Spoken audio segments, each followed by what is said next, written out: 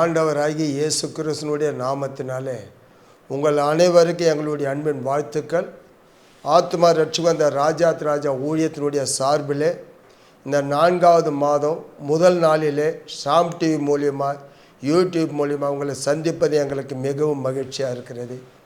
தேவனுடைய பிள்ளைகளே, கடந்த 3 மாதம் ஆண்டவர் கண்மணி போல நம்மை பாதுகாத்தார். கடந்து வந்த பாதைகளிலே 3 மாதத்தில் மாபெரும் காரியங்களை ஆண்டவர் செய்தார். இஸ்ரவேலின் பரிசுத்த நடுவிலே பெரியவராக இருந்து பெரிய காரியங்களை செய்து முடித்தார். நம்ம ஊழியத்தில் சென்ற மாதம் 3வது மாதம் ஆண்டு விழாவை சிறப்பாக ஆண்டவர் நடத்தி கொடுத்தார். நீங்களும் எங்களோடு கூட கரங்கோத்து தேவனின் நாமத்தை மகிமைப்படுத்தினு உங்கள் அனைவருக்கும் மறுபடியும் எங்களுடைய வாழ்த்துக்களை தெரிவித்துக் கொள்கிறோம். இந்த 4வது மாதம் முதல் நாளிலே ஆவியான நம்மோடு பேசுகிற வார்த்தைகளை கேட்கலாம். 1 ராஜாக்கள் 18வது அதிகாரம் 45-46 வாசிக்க கேட்கலாமா? அதற்குள்ளாக வானம் மேகங்களினாலும் காற்றினாலும் கருத்து பெருமழை உண்டாயிற்று. ஆகாப் ரதத்தில் ஏறி இஸ்ரவேலுக்கு போனான். கர்த்தருடைய கை எலியாவின் மேல் இருந்ததினால் அவன் தன் அறையை கட்டிக்கொண்டு இஸ்ரவேலுக்கு வருமட்டாக ஆகாபுக்கு முன்பாக ஓடினான். தேவனுடைய பிள்ளைகளை, இந்த 4ஆம் மாசத்தினுடைய முதல் நாளிலே வாக்குத்தத்தம் பெரும் மழை உண்டாயிற்று. தேவனுடைய பிள்ளைகளே, இங்கே எலியா தீர்க்கதரிசி ஆண்டவர் அவனுக்கு முன்குறிக்கப்பட்ட காரியத்தை நிறைவேற்றுகிறதை குறித்து சொல்லப்படுகிற வார்த்தை இது. நம்ம வாழ்க்கையில் அதே அதிகாரம் 18வது அதிகாரம் 41 வசனம் வாசிக்கலாமா? பின்பு எலியா ஆகாப்பை நோக்கி நீர் போம் போஜனபானம் பண்ணும் பெருமழையின் இரைச்சல் கேட்கப்படுகிறது என்றான். எல்லாம் கவனிக்கணுங்க. தேவனுடைய பேரில் ஒரு ஊழியக்காரன் இடத்துல, ஒரு தீர்க்கதரிசன இடத்துல ஆண்டவர் செய்ய போகிற காரியங்களை முன்குறித்தே சொல்லுகிறார். அவன் காதுகளுக்கு கேட்கிறதா பெரும் மழையின் இரைச்சல் எனக்கு கேட்கிறது. அப்போ இன்னைக்கு தேவனுடைய பிள்ளைகளை, இந்த காலம் நாம் வாழ்ந்து கொண்டு இருக்கிற இந்த கடைசி காலத்தில் இந்த பெரும் மழையை குறித்து என்ன சொல்லுகிறோம்னு கேட்டிங்கன்னா, பரிசுத்த ஆவியானவர் குறித்து வேதம் சொல்லுகிறது. மழை என்றாலே பரிசுத்த ஆவியானவர் கடைசி காலத்தில். அப்போ இதுக்கு முன்பாக நடந்தது, இவ்வளோ நாளாக இருந்ததெல்லாம், எத்தனை ஆண்டு காலமெல்லாம் தேவனுடைய பிள்ளைகள் அநேகர் எழும்பினாங்க, அநேக தீர்க்கதரிசன வார்த்தைகளை நம்மோடு பேசினாங்க. யோவேல் தீர்க்கதரிசி 2வது அதிகாரத்தில் அங்கே 17-18 வாசிக்க கேட்கலாமா? யோவேல் தீர்க்கதரிசன புத்தகம் 2வது அதிகாரம் 28ஆம் வசனம் வாசிக்க கேட்க. அதற்கு பின்பு நான் மாம்சமான யாவர் மேலும் என் ஆவியை ஊற்றுவேன். அப்பொழுது உங்கள் குமாரரும் உங்கள் குமாரத்திகளும் தீர்க்க தரிசனம் சொல்லுவார்கள். உங்கள் மூப்பர் சொப்பனங்களையும் உங்கள் வாலிபர் தரிசனங்களையும் காண்பார்கள். நல்லா கவனிங்க. தீர்க்கதரிசிக்கு ஏற்கனவே எலியா தீர்க்கதரிசி சொல்றாரு, பெரும் மழையின் இரைச்சல் சத்தம் எனக்கு கேட்கிறது. ஆனா அடையாளம் இல்லைங்க. ஆனா வேதத்தில் அதே 1 ராஜாக்கள் 18:44 கையளவு மேகத்தை மட்டும்தான் பார்க்கிறான். வாசிக்கலாமா? 7ஆம் தரம் இவன் இதோ சமுத்திரத்திலிருந்து ஒரு மனுஷனுடைய உள்ளங்கை அத்தனை சிறிய மேகம் எழும்புகிறது என்றான். நல்லா கவனிங்க. இவ்வளோ ஆண்டு காலமாக, இத்தனை ஆண்டு காலமாக நிறைய பரிசுத்தவான்கள், நிறைய தீர்க்கதரிசிகள் கடைசி காலத்தை குறித்து பேசினார்கள். நிறைய தீர்க்கதரிசன வார்த்தைகளை நம்ம கேட்டு இருக்கிறோம். ஆனால் இங்கே எலியா சொல்கிறாரு, பெரும் மழையின் இரைச்சல் சத்தம் எனக்கு கேட்கிறது, உள்ளங்கை மேகத்தை அளவு காண்கிறேன். அப்படின்னா அடையாளம் இதெல்லாம். இப்போ கடைசி காலத்தில் நம்ம இருக்கிறோம். இந்த மாதத்தினுடைய வாக்கு தத்துவம் பெரும் மழை உண்டாயிற்று. இனிமேல் காத்திருக்க போகிறது கிடையாது. மத்தேயு புத்தகத்தில் 16வது அதிகாரம் 3ஆம் வசனம் வாசிக்கலாமா? உதயமாகிற போது செவ்வானமும் மந்தாரமா இருக்கிறது. அதனாலே இன்றைக்கு காற்றும் மழையும் உண்டாகும் என்று சொல்லுகிறீர்கள். அப்ப பாத்தீங்கன்னா நல்லா கவனிக்க, எங்க ஊர்ல வில்லேஜில் எல்லாம் மேகத்தை பார்த்து அந்த சூரியனை நடு வானத்தில் பார்த்து டைம் கரெக்டாக சொல்லுவாங்க வயதானவங்க அந்த காலத்தில். அதே போல் மேகம் ஒரு கருத்த மேகம் இருந்துச்சுன்னா அதை பார்த்து உடனே சொல்லுவாங்க இன்னைக்கு மழை வரப்போகுது அப்படின்னு சொல்லிட்டு. அப்ப அங்க வேதத்தில் நீங்க அதை தொடர்ந்து வாசிக்கும் போது வாசிங்க. மாயக்காரரே வானத்தின் தோற்றத்தை நிதானிக்க, பாருங்க, வானத்தின் தோற்றத்தை நிதானிக்க உங்களுக்கு தெரியுமே காலங்கள் அடையாளங்களை நிதானிக்க உங்களால் கூடாதா? பாருங்க, காலத்தினுடைய அடையாளங்களை இப்ப இருக்கிற சூழ்நிலை உங்களால நிதானிக்க முடியலையா? எவ்வளவு அழகான வார்த்தை பாருங்க. எலியா சொல்றாரு, பெரும் மழை சத்தம் எனக்கு கேட்கிறது, இறைச்சல் கேட்கிறது, கையாலும் மேகத்தை நான் பார்க்குறேன் அப்படின்னா இதெல்லாம் அடையாளம். எங்கள் ஊரில் சொல்லுவாங்க மேகம் மூடிக்கு சொன்ன மழை வரப்போகுதுன்னுவாங்க. அப்போ இதையெல்லாம் கணிக்கிறீங்களே, காலம் புரியலையா? நம்ம வாழ்ந்து கொண்டு இருக்கிற நாட்கள் தெரியலையா? எரேமியா புத்தகம் 5:30 வாசிக்கும் போது இப்போ திடுக்கிடு திகைக்கிற காரியம் நம்ம வாழ்க்கையில் நடக்கிறது. வாசிக்க. திகைத்து திடுக்கிடத்தக்க காரியம் தேசத்திலே நடந்து வருகிறது. அதுக்கு தான் காலங்களை நிதானிக்கிறீங்க, சூழ்நிலையை நிதானிக்கிறீங்க, மேகத்தை பார்த்து கணிக்கிறீங்க, இதையெல்லாம் கரெக்டாக சொல்றீங்க. ஆனால் நம்ம வாழ்ந்து கொண்டு இருக்கிற காலம் கடைசி காலம் என்பதை அறியாமல் இருக்கிறோம். அதுக்கு தான் எசேக்கியா புத்தகம் 33வது அதிகாரம் 33வது வசனம் வாசிங்க. இதோ அது வருகிறது அது வருகையில் தங்கள் நடுவிலே ஒரு தீர்க்கதரிசி இருந்தான்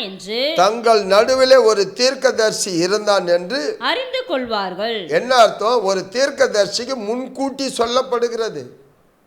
ஆண்டவர் ரகசியங்களை சொல்லுகிறார்.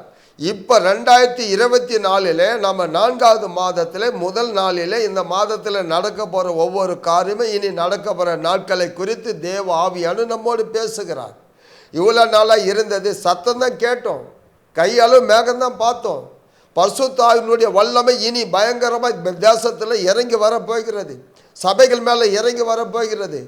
தீர்க்கதரிசிகளை கொண்டு பேசுகிற வார்த்தைகள் நிறைவேறுகிற நாட்கள் வந்து விட்டது. இன்னும் நாம் பழைய காரியங்களை யோசிக்க வேண்டிய நாட்கள் இல்லை. இது கடைசி காலம். அதுக்கு தான் யோவேல் தீர்க்கதரிசி சொன்னால், இதோ மாம்சமான யார் மேலே என் ஆவியை ஊற்றுவேன். அப்போ தான் அப்போஸ்தலர் புத்தகத்தில் 2வது அதிகாரம் 17-18 வாசிக்கலாமா? கடைசி நாட்களிலே நான் மாம்சமான யாவர் மேலும் என் ஆவியை ஊற்றுவேன். பாருங்க, கடைசி காலத்திலே மாம்சமான யாவர் மேல் என் ஆவியை ஊற்றுவேன். அப்பொழுது உங்கள் குமாரரும் உங்கள் குமார்த்திகளும் தீர்க்க தரிசனம் சொல்லுவார்கள். உங்கள் வாலிபர் தரிசனங்களை அடைவார்கள். உங்கள் வாலிபர்கள் தரிசனத்தை அடைவார்கள். உங்கள் மூப்பர் சொப்பனங்களை காண்பார்கள். என்னுடைய ஊழியக்காரர் மேலும் என்னுடைய ஊழியக்காரிகள் மேலும் அந்நாட்களில் என் ஆவியை ஊற்றுவேன். அப்பொழுது அவர்கள் தீர்க்க தரிசனம் சொல்லுவார்கள். தேவனுடைய பிள்ளைகள், இந்த கடைசி காலத்தில் இந்த மாசத்தில் ஆண்டவர் நமக்கு தீர்க்க தரிசனம் சொல்லுகிறார். இனி கையளவு மேகம் அல்ல, இனி அந்த சத்தத்தை கேட்டுட்டு உட்கார போறது இல்லை. பெருமழை உண்டாயிற்று. இனிமே சபைகள் மேலே ஆவியானவர் அளவில்லாமல் ஊற்றப்பட போகிறார். ஒவ்வொரு ஊழியக்காரர் மேலே ஊழியக்காரிங்க மேலே கர்த்தருடைய ஆவியானவர் இறங்கி வர போகிறார். பசுத்த ஆவியானவரை குறித்து தான் மழை என்று வேதத்தில் விளக்கம் சொல்லப்படுகிறது. ஆகினால் இனி தேசத்தில் ஒரு பெரிய எழுப்புதல் உண்டாக போகிறது. நாம் இருக்கிற சூழ்நிலையை பார்த்து கொண்டு இருக்கிறோம். காலம் எப்படியாப்பட்ட காலம். ஆனால் நாம் என்னவா இருக்கிறோன்னா இன்னும் சாக்கு போக்கு சொல்லிட்டு இருக்கிறோம்.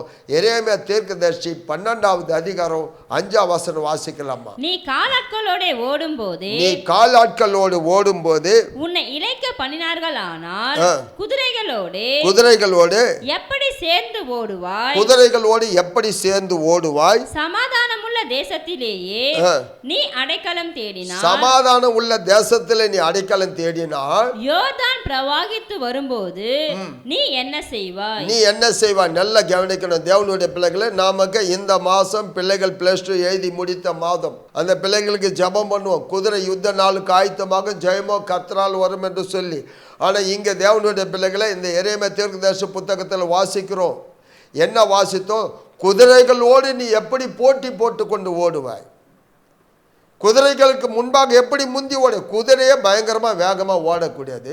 1 ராஜாக்கள் 18 அதிகாரம் 46 வசனத்தில் அந்த ஆகாபினுடைய ரதத்துக்கு முந்தி ஓடுகிறான் எலியா. காரணம் கர்த்தருடைய கரம் அவன் மேலே இருப்பதினால். வாசிங்க. கர்த்தருடைய கை எலியாவின் மேல் இருந்ததினால் அவன் தன் அறையை கட்டிக்கொண்டு யெஸ்ரயேலுக்கு வருமட்டாக ஆகாப்புக்கு முன் ஓடினான். ஆகாப்புக்கு முன்பாக ஓடினான். பாருங்க, ரதத்தை முந்தி ஓடுகிறான். நாம காலாட்களோடு நடக்கும் போதே நம்ம இளைக்க பண்ணினால் வரப்போற நாட்களிலே யோர்தான் பிரவாகித்து வரும்போது என்ன செய்ய போகிறோம்? கடைசி காலத்தில் நாம் தேவை, சபைகளில் எழுப்புதல் தேவை. தீர்க்கதரிசிகள் இன்னைக்கு என்ன நிலைமையில் இருக்கிறோம்? ஊழியக்காரர்களும் தேவனுடைய பிள்ளைகளும் என்ன நிலைமையில் இருக்கிறோம்? இனிமேலும் கையளவு மேகம் நடந்த இல்லை, இனி கையளவு மேகம் இல்லை. இனி அந்த இறைச்சல் சத்தம் கேட்டுட்டு உட்கார போதில்லை, ஊற்றி விட்டது, பெருமழை ஊற்றினது. அப்போ இனிமேல் தேசத்தின் மேலே மழை ஊற்றப்பட போகிறது. அப்போ இன்னைக்கு நீங்களும் நானும் என்ன செய்து கொண்டு இருக்கிறோம்? 1 ராஜாக்கள் 19வது அதிகாரம் 9ஆம் வசனம் வாசி. அங்கே அவன் ஒரு கெபிக்குள் போய் தங்கினான். இதோ கர்த்தருடைய வார்த்தை அவனுக்கு உண்டாகி அவன் எலியாவே இங்கே உனக்கு என்ன காரியம் என்றார். எல்லாம் கேட்டீங்க. இன்னைக்கு எத்தனை தீர்க்கதரிசிகள், எத்தனை எலியாக்கள் இன்னைக்கு சூர செடியிலே யோர்தான் நதிக்கரையில் போய் அங்கே இலைப்பாரி கொண்டு இருக்கிறோம், உட்கார்ந்துட்டு இருக்கிறோம். கொஞ்சம் யோசித்து பார்க்கணும். இந்த காலம் எப்படியாப்பட்ட காலம்? கடைசி காலம். ஆண்டவர் சொல்றாரு, பெருமழை உண்டாயிற்று. அப்படின்னா பரிசுத்த ஆவியானவர் அளவில்லாமல் ஊற்ற போறார். எல்லா பரிசுத்தவான்களும் ஜெபித்து கொண்டு இருக்கிறோம். தேசத்தில் எழுப்புதல். கண்டிப்பாக ஆவியானவர் இங்கே கடைசி காலத்தில் தீர்க்கதரிசன வார்த்தை நிறைவேற போகிறது. பெருமழை. அதிலே அந்த அதிகாரத்தில் 7ஆம் வசனம் வாசிங்க. கர்த்தருடைய தூதன் திரும்ப இரண்டாம் தரம் வந்து அவனை தட்டி எழுப்பி எழுந்திருந்து போஜனம் பண்ணு, நீ பண்ண வேண்டிய பிரயாணம் வெகு தூரம் என்றான். நல்லா கவனிங்க. இனிமே நீ உட்கார்ந்து இருக்கிற நாட்கள் அல்ல, இனிமே நீ பண்ண வேண்டிய பிரயாணம் வெகு தூரம். அதே போல் இன்னைக்கு இதை கேட்குற தேவனுடைய பிள்ளைகளை, இனி நம்ம செய்ய வேண்டிய காரியம் பெரிய காரியம், போக வேண்டிய தூரம் பெரிய தூரம். ஆண்டவருடைய ராஜ்யத்துக்காக நம்ம அர்ப்பணிக்கப்பட்டவர்கள். இன்னைக்கு தெளிவாக சொல்லுகிறேன், அந்த நாளிலே முதல்ல நோவா காலத்தில் ஊற்றப்பட்ட மழை தேசத்தில் பாவத்தில் இந்த ஜனங்களை அழிப்பதற்காக. ஆதியாகமம் புத்தகத்திலே வாசித்து பாருங்க, 7வது அதிகாரம் 12ஆம் வசனம். 40 நாள் இரவும் பகலும் பூமியின் மேல் பெருமழை பெய்தது. பாருங்க, அந்த இரவும் பகலும் 40 நாள் பெய்ஞ்ச மழை உலகத்திலே எல்லா ஜனங்களும் நோவா குடும்பத்தை தவிர அழிக்கப்பட்டது. அந்த அழிவுக்குண்டானது. ஆனால் இது அழிவுக்குரியது அல்ல, எழுப்புதலுக்குண்டான மழை, பெருமழை. கடைசி காலத்தில் ஆண்டவர் பிள்ளைகளை இந்த கடைசி காலத்தில் தேசத்தில் எழுப்புதலுக்காக எத்தனையோ வருஷமாய் ஜெபம் பண்ணமே, எத்தனையோ வருஷமாய் உபாசம் பண்ணமே, எத்தனையோ வருஷமாய் அவமானத்தோடு நிந்தியோடு இருந்தமே. இவ்வளோ நாட்களாய் நடந்ததெல்லாம் கையளவு தான், கையளவு மேகம்தான். இனிமே நடக்க போகிறது பாருங்க. தேசத்தில் எங்கே பார்த்தாலும் ஒரு பெரிய எழுப்புதல் சத்தம் கேட்க போகுது. சபைகளில் எழுப்புதல் சத்தம் கேட்க போகிறது. ஆவியானவர் அளவில்லாமல் பெரும் மழையாய் ஊற்றப்பட போகிறார். அநேக இடத்துல மாற்றங்களை காணப்போகிறோம். இது யாராலும் மாற்ற முடியவே முடியாது. இது கண்டிப்பாக நிச்சயமாக பரிசுத்தவான்களுடைய ரத்தம் சிந்தப்பட்ட பூமி, பரிசுத்தவான்களுடைய உபாசமும் கண்ணீரை ஏராளம். ஆகினால கண்டிப்பாக இனி காலங்கள் செல்லாது, எழுப்புதல் தேசத்தில் உண்டாகிவிட்டது. இனி ஊழியக்காரங்கள் இனி காலாட்களோடு நடக்கும் போது சோர்ந்து போகாதபடி, சூரஸ்வடியை தேடாதபடி, அங்கே போய் காலங்களை வீணாக்காதபடி எழும்ப வேண்டிய காலம், எலியாக்கள் எழும்ப வேண்டிய காலம். ஆண்டவருக்காக செயல்பட வேண்டிய காலம். அதனால தேவனுடைய பிள்ளைகளை இந்த மாசத்தினுடைய வாக்கு தத்துவம் பெரும் மழை உண்டாயிற்று. பரிசுத்த ஆவியானவர் அளவில்லாமல் ஊற்றப்பட போறார். ஆவியானவர் எங்கே வருகிறாரோ அங்கே எல்லாருக்கும் விடுதலை உண்டாக போகுது.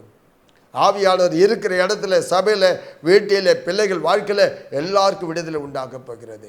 கண்களை மூடி செபிக்கலாமா? மகா இரக்கமும் கிருபை நிறைந்தவர், நேற்றும் இன்றும் என்றுமே மாறாமல் இருக்கிறவர், ஆண்டவராகி இயேசு கிறிஸ்துவினுடைய அதிகாரமுள்ள நாமத்தினாலே இவ்வளோ நாட்களாய் நடந்தது கையளவு மேகம்தான் ஊழியம். இவ்வளோ நாட்களாய் ஆண்டவரே அந்த பெருமழை இறைச்சல் சத்தத்தை தான் கேட்டோம். ஆனால் இப்போ எங்கள் கண்களால் காண்கிறோம், ஆண்டவர் பெரும் மழை ஊற்றப்படுகிறது. எங்கே போனாலும் ஜனங்க ஆவியால் நிரப்பப்படுகிறார். ஆண்டவரை பேதுரு போய் பிரசங்கிக்கும் போது அங்கே இருந்த கூடியிருந்த யாவர் மேலும் ஆவியானவர் ஊற்றப்பட்டார். அதே போல் ஆண்டவர் இந்த நாளிலே என் தேசத்திலே, என் ஜனங்கள் மத்தியிலே, சபைகளிலே அளவில்லாமல் ஆவியானவர் கடைசி காலத்திலே பரிசுத்த ஆவியானுடைய வல்லமை வெளிப்படணும். உம்முடைய வருகைக்கு முன்பாக தேசத்தில் ஒரு பெரிய எழுப்புதலை காண வேண்டும். என் தேசம் தேவனுக்கு சொந்தமாக்க வேண்டும். யாரெல்லாம் சோர்ந்து போய் சூர செடியை தேடி ஓடி இருக்கிறார்களோ அப்படியாப்பட்டவர்களை தட்டி எழுப்புங்க. அவங்க செய்ய வேண்டிய காரியம் பெரிய காரியம், போக வேண்டிய தூரம் வெகு தூரம். ஆகினால தயவு கூர்ந்து ஒவ்வொருவோடு இன்னைக்கு பேசுங்க. அடியனை கூட ஆண்டவரை மறைத்து கொள்ளுங்க. இந்த ஊழியம் உங்கள் ஊழியமாய் ஆண்டவர் உங்கள் நாம மகிமைக்காக நாங்கள் ஓட கிருபை தாங்க. இயேசுவின் நாமத்தில் செபிக்கிறோம் நல்ல ஆண்டவரே. ஆமென்.